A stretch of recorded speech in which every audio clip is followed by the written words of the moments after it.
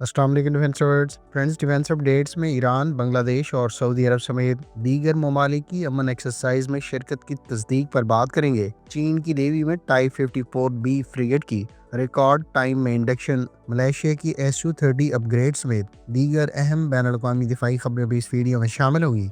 So let's start.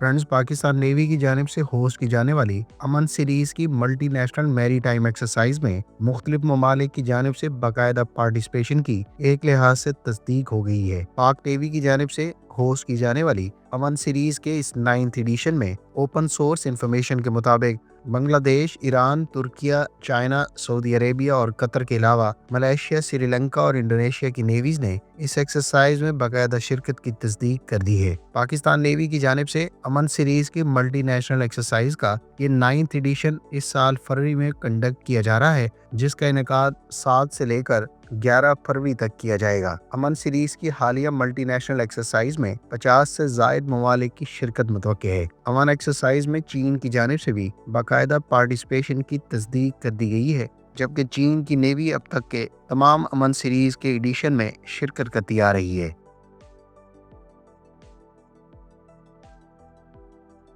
Friends, चीन ने अपनी टाइप 54B फ्रिगेट के सिलसिले की पहली शिप अपनी नेवी में बाकायदा कमीशन कर दी है। टाइप 54B फ्रिगेट, जिसे गुज़श्ता टाइप 54A से काफ़ी हद तक एडवांस करार दिया जाता है, इस सीरीज की पहली शिप जिसका हाल नंबर 545 है, इसे आज एक बाकायदा तकरीब के दौरान चाइनीज नेवी में कमीशन किया गया। टाइप 54B फ्रिगेट, जिसे स्टेल्थ करैक्टरिस्टिक्स रखने वाली फ्रिगेट करार दिया जाता है, ये टाइप 54A से लेंथ और डिस्प्लेसमेंट के अलावा दीगर फीचर्स के हवाले से एडवांस करार दी जाती है। टाइप 54B फ्रिगेट की डिस्प्लेसमेंट 5000 टन और इसकी लेंथ 150 मीटर्स है। चीन ने अपनी इस नई फ्रिगेट को नए S band 2 sided rotating active electronically scan अरे रडार से इक्विप किया है। इसके अलावा इस पर 32 सेल्स का universal vertical launch system offer किया जा रहा है। इस शिप को YJ-12 supersonic anti ship missile से इक्विप किया गया है, जबकि इस पर 100 मिलीमीटर की गन का इस्तेमाल किया जा रहा है। यहाँ ये बात काबिल जिक्र है कि चीन ने अपनी इस फ्रिगेट को रिकॉर्ड टाइम में बाकायदा नेवी की सर्विस में शामिल किया है, क्योंकि इस शिप को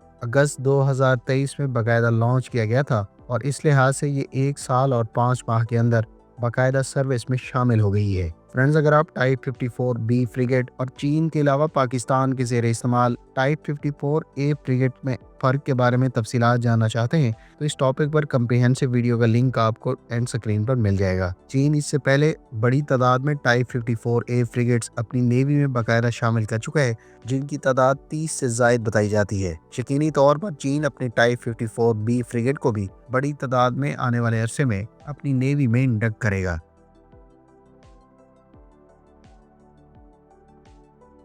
सोशल मीडिया पर शेयर की जाने वाली इमेजेस के मुताबिक मिस्र के लिए तैयार किए जाने वाले रफाल फाइटर जेट्स इस वक्त फ्रांस में टेस्टिंग के मराहिल से गुजर रहे हैं। फ्रेंच कंपनी की जानिब से तैयार किए जाने वाले ये रफाल फाइटर जेट बुनियादी तौर पर मिस्र के साथ तय पाने वाली उस $4.5 अरब डील के तहत इब्तदाई बैच के तैयारे हैं, जिनके तहत मिस्र को total 30 Rafale fighter jets provide किए जाने हैं। मिस्र ने सितंबर 2021 में अपने पहले से मौजूद 24 रफाल फाइटर जेट्स को मजीद 30 नए फाइटर एयरक्राफ्ट के एक्विजिशन के साथ इंक्रीज करने का फैसला किया था। यानी मिस्र को फ्रांस की जानिब से जब ये तमाम 30 तैयारे डिलीवर कर दिए जाएंगे तो मिस्र की एयरफोर्स के पास टोटल रफाल तैयारों की तादाद 54 हो जाएगी। यहाँ ये बात काबिल जिक्र है कि मिस्र के ज़ेरे इस्तेमाल हालिया 24 रफाल फाइटर जेट्स और मुस्तकबिल में भी हासिल किए जाने वाले 30 रफाल तैयारों के साथ फ्रांस की जानिब से मिस्र को long range meteor air to air missiles offer नहीं किए जा रहे। मिस्र की जानिब से इस्तेमाल किए जाने वाले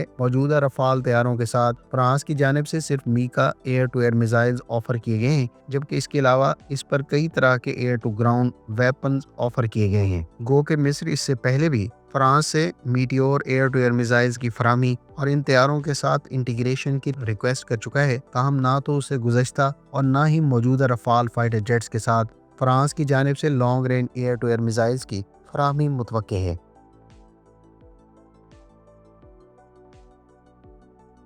friends, royal Malaysian air force کے زیر استعمال سخوئی Su-30 MKM طیاروں کی سروس لائف ایکسٹینشن پروگرام کو مکمل کر لیا گیا ہے۔ رائل ملیشین ایئر فورس کے زیر استعمال Su-30 MKM فائٹر طیاروں کی سروس لائف ایکسٹینشن پروگرام کا آغاز اب سے کچھ عرصہ پہلے کیا گیا تھا، اور یہ تمام تر کام ملیشیا کی مقامی کمپنی ATSC یعنی ایروسپیس ٹیکنالوجی سسٹمز کارپوریشن نے سر انجام دیا ہے۔ ملیشیا کے ڈیفنس منسٹر نے اپنے حالیہ انٹرویو میں کہا ہے کہ ATSC کی جانب سے کنڈکٹ کیا جانے والا یہ service life extension plus preventive restoration work in طیاروں کو اگلے ایک ڈیکیڈ تک آپریشن رکھنے میں مددگار ثابت ہوگا۔ انہوں نے مزید کہا کہ مقامی سطح پر رائل ملیشین ایئر فورس کے ان طیاروں کی لائف ایکسٹینشن بنیادی طور پر ان طیاروں کو اس مقصد کے لیے رشیا بھیجنے کی صورت میں اس سلسلے میں اکر ہونے والی ایکسپینڈیچر کو کافی حد تک ریڈیوس کرنے میں مددگار ثابت ہوا ہے۔ خیال رہے کہ ملیشیا ٹوٹل 18 Su-30 MKM طیارے استعمال کرتی ہے، جبکہ اس کی سروس میں 8 بوئنگ کے F-18 اور 12 BAE سسٹمز کے HAWK 208 کے علاوہ اب ساؤتھ کوریا سے آرڈر کیے جانے والے 18 F-50 طیارے شامل ہیں۔ البتہ ساؤتھ کوریا کی جانب سے یہ 18 F-50 طیارے ملیشیا کو آنے والے عرصے میں ڈیلیور کیے جانے ہیں۔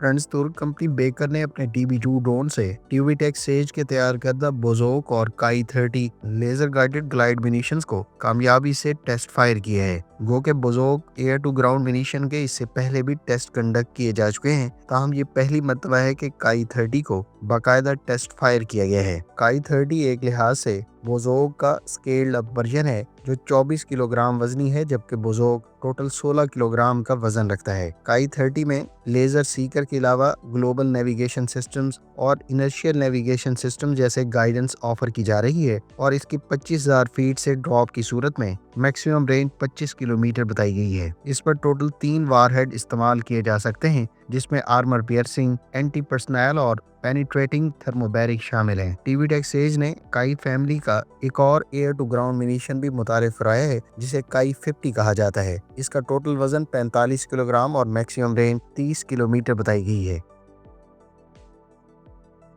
فرینڈز، مختلف ترک کمپنیوں کی جانب سے تیار کیے جانے والے سمارٹ منیشنز ترک ساختہ ڈرونز کو مزید لیتھل بنانے میں مددگار ثابت ہو رہے ہیں۔ ترک کمپنی راکٹسان جو کئی طرح کے سمارٹ گائیڈڈ منیشنز آفر کروا چکی ہے، وہیں بیکر کمپنی کی جانب سے اپنے کیمان کش سمارٹ منی کروز میزائل کے بعد اب ٹیوی-ٹیک سیج بھی اپنے مختلف طرح کے ویپنز کے ڈرون لانچ ویریئنٹس متعارف کروا کے نہ صرف مقامی یوزر بلکہ ایکسپورٹ کسٹمرز کے لیے بھی ڈائیورس آپشنز آفر کر رہی ہیں۔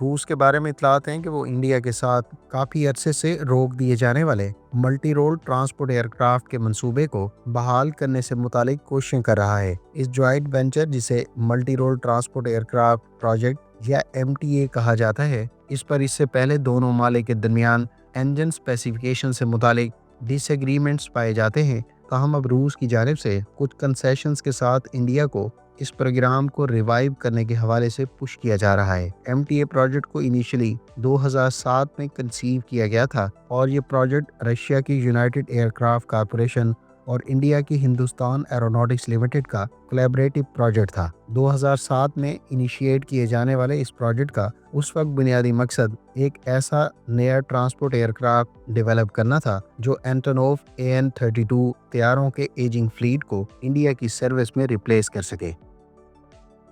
فرینڈز، یہ تھی آج کی ڈیفنس اپڈیٹس۔ امید ہے اس ویڈیو سے آپ کی معلومات میں اضافہ ہوگا۔ ملتے ہیں نیکسٹ ویڈیو کے ساتھ، اپنی دعاؤں میں یاد رکھیے گا۔ اللہ حافظ۔ پاکستان زندہ باد۔